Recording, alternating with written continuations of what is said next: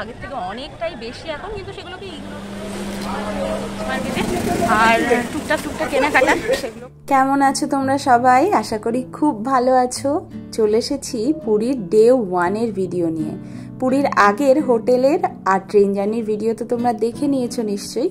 Fresh হয়নি এখনই, কারণ হাতে আর বেশি সময় নেই, একটু বেরোবো।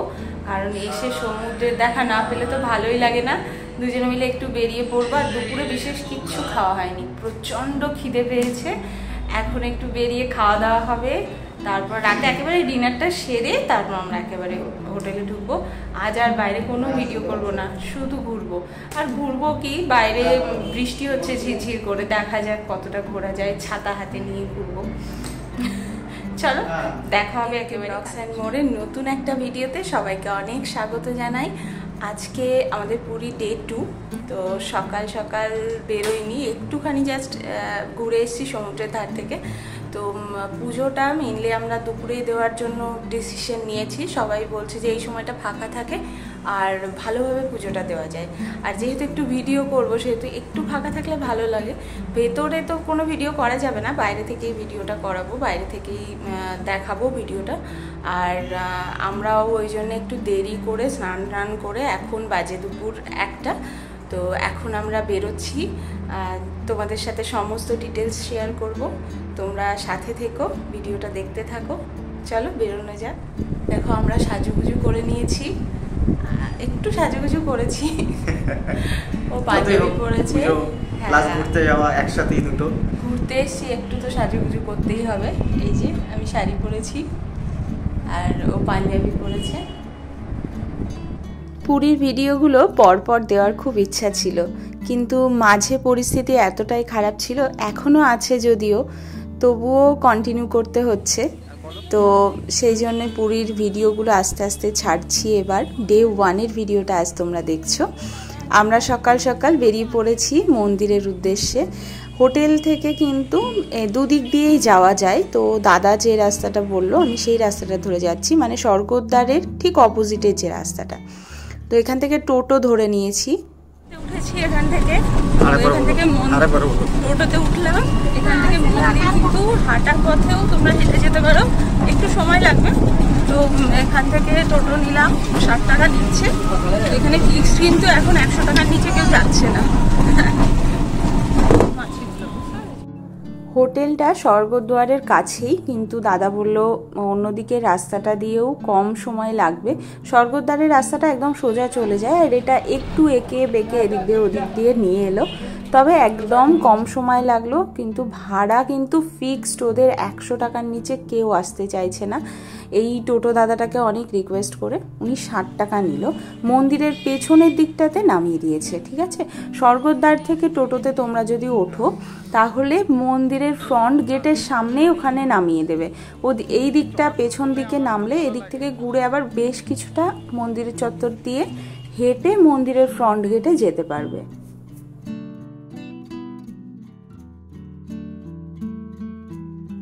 আমি বেশ কিছু বছর আগে এসেছিলাম, তো টোটো যেখানে নামিয়ে দিল, আমি সত্যি বলতে এর আগে পুরী 4 বার তো অবশ্যই এসেছি।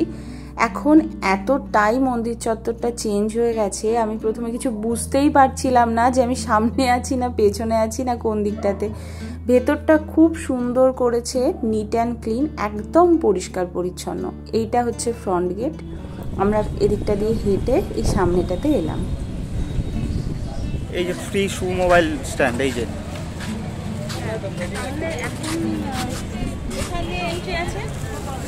হ্যাঁ, এগুলো সরকারি, বাইরে আছে, বাইরে বেসরকারি হবে, তবে সরকারি জায়গায় রাখাই ভালো, সিকিউর।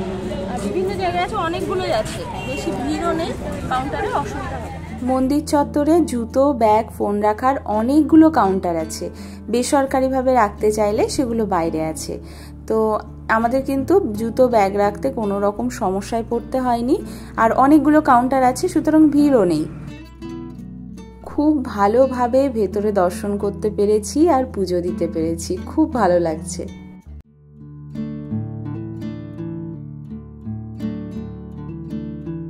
এর আগেও অনেকবার এসেছি, কিন্তু এত ভালো করে দর্শন করতে পারিনি, কারণ আগে সিস্টেম অনেক অন্যরকম ছিল, এখন পুরো মন্দির চত্বরটাই অন্যরকম হয়ে গেছে। তবে আগের থেকে এটা অনেক বেটার। এখন জুতো, ফোন এগুলো রাখতে হচ্ছে ঠিকই, কিন্তু তার যথেষ্ট ভালো ব্যবস্থা আছে। আর মন্দিরের ভেতরে অনেক সুস্থ পরিবেশ আগের থেকে। এমন আগে প্রচুর ঠেলাঠেলি, বিভিন্ন রকম সমস্যা, তবে হ্যাঁ কিছু সমস্যা এখনও আছে, যেমন পান্ডাদের দৌড়াতো আগের থেকে অনেকটাই বেশি এখন, কিন্তু সেগুলোকে ইগনোর করে গিয়ে নিজের মতো পুজো দিতে হবে, এটাই ব্যাপার। আর খুব সুন্দরভাবে জগন্নাথ দেবের দর্শন করতে পেরেছি।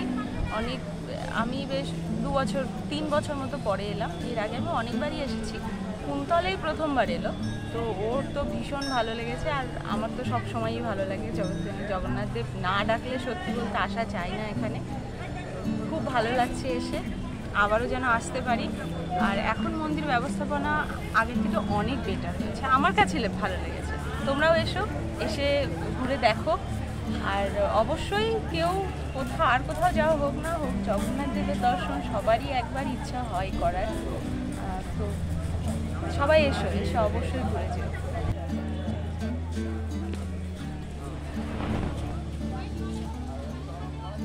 মন্দিরের একদম ফ্রন্ট গেটের পাশেই কিন্তু রথ 3টে সব সময় রাখা থাকে। আমরা তো রথের কিছুদিন পরেই গেছিলাম, তো কোনো একবার রথের সময় আসার চেষ্টা করব, কিন্তু সেই সময় এত ভিড় থাকে না, তো দেখেই ভয় লাগে, কারণ সেই সময় পুরীতে প্রচণ্ড রাশ থাকে। পুজো দিয়ে খুব খিদে পেয়ে গেছিল, উপোস ছিলাম, তো অনেক খাবারের দোকান খুঁজে খুঁজে শেষ পর্যন্ত এই দোকানটা পছন্দ হলো, কি বালাজি ভোজনালয়।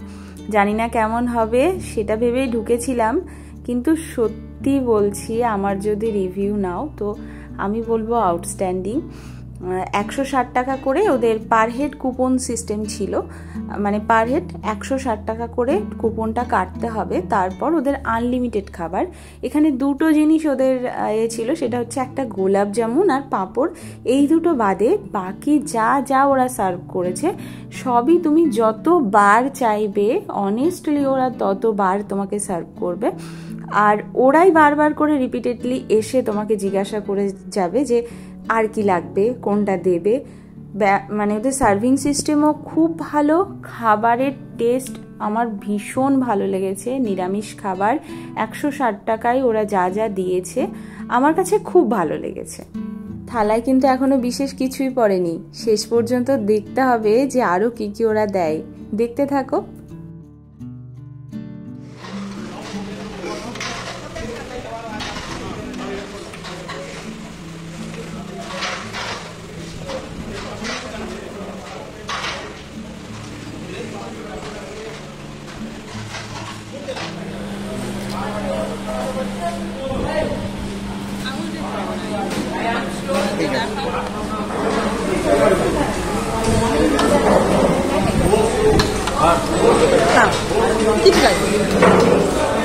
কেমন লাগছে?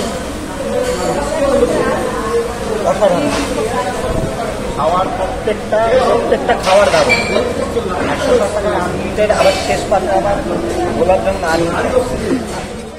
আমি ভাত পুরোটা খেতে পারিনি, আর একটু চাটনি নষ্ট করেছি। কুন্তলের থালা দেখে তো বুঝতেই পারছো ওর খাবার কেমন লেগেছে। তো তোমরা যদি কেউ মন্দিরে এসে আশেপাশে কোনো নিরামিষ ভালো হোটেল চাও, তো খাবার হোটেল আমি তো এটা সাজেস্ট করব। একদম বুঝতে পারছো যে এখানে রথ আছে, সেটা সোজা ধরে এগিয়ে আসতে হবে।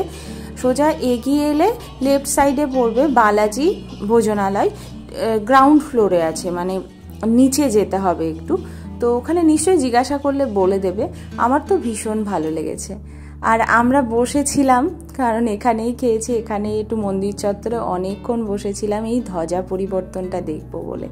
কুন্তলের বিশেষ করে ভীষণ ইচ্ছা ছিল, আমারও খুব ইচ্ছা ছিল যে একবার এই মন্দিরের যে উপরের ধ্বজাটা, যেটা রোজ পরিবর্তন হয়, সেই পরিবর্তনের সময়টা আমরা ওখানে উপস্থিত থাকবো। তো সারা দিনটাই কিন্তু আজকে ওই জন্য মন্দিরের উদ্দেশ্যেই রেখেছিলাম। 5:10 নাগাদ এই ধ্বজা পরিবর্তনটা হয়, বললো 4:45 থেকে 5:15 মধ্যে ওদের টাইম থাকে। কি অদ্ভুতভাবে ওরা কোনো হেল্প ছাড়া যে মন্দিরের ওই অতটা উঁচুতে উঠে ধ্বজাগুলো পরিবর্তন করলো, সমস্তটা দেখানোটা হয়তো সম্ভব নয় ক্যামেরাতে, তো মানে একটা অসাধারণ জিনিসের সাক্ষী থেকেছি।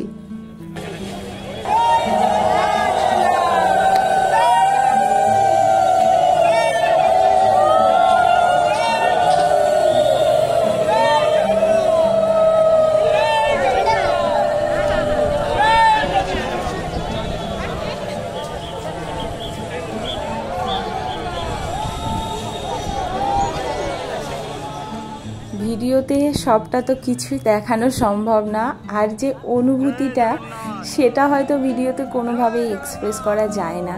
তোমরা দেখেই বুঝতে পারছো কত ভক্তরা ওখানে ছিল, আর সেই সময় সবাই জগন্নাথ দেবের নাম করছিল। এই যে দেখো মেইন পতাকাটা চেঞ্জ করছে, তোমরা ক্যামেরাতে কতটা বুঝতে পারছো আমি জানি না। একজন উঠেছে কোনো রকম কোনো হেল্প ছাড়া, কিচ্ছু ছাড়া, কি সুন্দরভাবে উঠে গেল মেইন ধ্বজাটা পরিবর্তনের জায়গাটাই শুধু তোমাদেরকে দেখাচ্ছি, কারণ এইটা অনেকটা সময় জুড়ে, মানে প্রায় 40-45 মিনিট সময় জুড়ে কিন্তু এই পুরো ধ্বজা পরিবর্তনের প্রসেসটা চলতে থাকে। তো তোমাদের যদি হাতে সময় নিয়ে যাওয়া সম্ভব হয় তো অবশ্যই এটা সাক্ষী থেকো, খুব ভালো লাগবে, বিশ্বাস করো।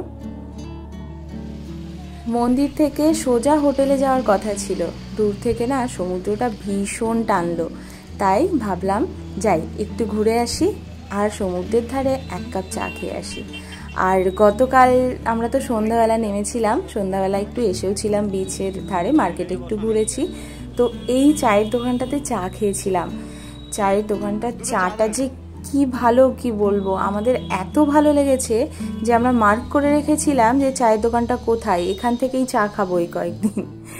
তো আগে এখানে 1 কাপ করে চা খাবো, খেয়ে তারপর একটু সমুদ্রের ধারে বসবো, বসে তারপর হোটেলে ফিরবো। ইচ্ছা আছে হোটেলে গিয়ে একটু ঘন্টা 2 রেস্ট নিয়ে তারপর আবার সন্ধ্যাবেলা বিচ মার্কেটে ঘুরতে আসবো। আমাদের চা চলে এসেছে, সমুদ্রের ধারে চা, মানে আমরা যারা চা প্রেমী তাদের পাহাড়ে গিয়ে চা ভালো লাগে, সমুদ্রের ধারে চা ভালো লাগে, গঙ্গার ধারে চা ভালো লাগে, মানে সবসময়ই চা ভালো লাগে।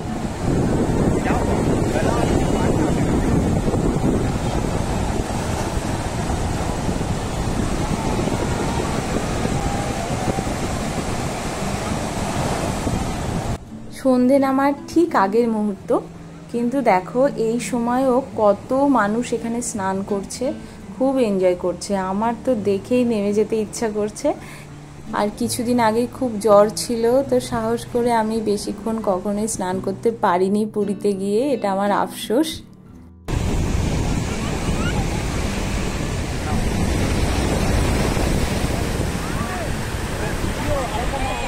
সামনে একই ফ্যামিলির 3-4 জন ভীষণ আনন্দ করছিল স্নান করতে করতে, ওদেরকে দেখে কিন্তু ভীষণ হিংসা হচ্ছিল। তো চলো এবার হোটেলে যাব, একটু সময় রেস্ট নেব, নিয়ে তারপর আবার আসবো বিচ মার্কেট ঘুরতে। ঘন্টাখানেক দারুণ ঘুমিয়েছি, চোখ মুখ দেখেই বুঝতে পারছো কতটা ফ্রেশ লাগছে। এবার বিচ মার্কেট ঘুরতে যাব, তোমাদের জন্য আলাদা করে বিচ মার্কেটের ভিডিও আনতে হবে না। ফ্রেশ ট্রেশ হয়ে একটু বসে আবার বেরিয়ে গেছি, আবার ঢুকবো 11টায়। এতটা সময় কাটাবো এখন বিচ মার্কেটে, আর টুকটাক কেনাকাটা সেগুলো করবো। ঘুরতে এসে টুকটাক তো কেনাকাটা করতেই হবে। মর্ষাদা মোমো খাবে কি? দেখো তো ঘুরতে গিয়ে কেউ খাবে কি বলে, বলতে হয় মোমো খাবে এসো। মোমো খেয়ে বিচে ঢুকতেই কিন্তু এই স্যান্ড আর্টটা আমাদের চোখে পড়লো, দেখো কি অসাধারণ তাই না? আর মোমোটা কিন্তু মোটামুটি ছিল, খুব ভালো ছিল না আবার খুব খারাপও ছিল না।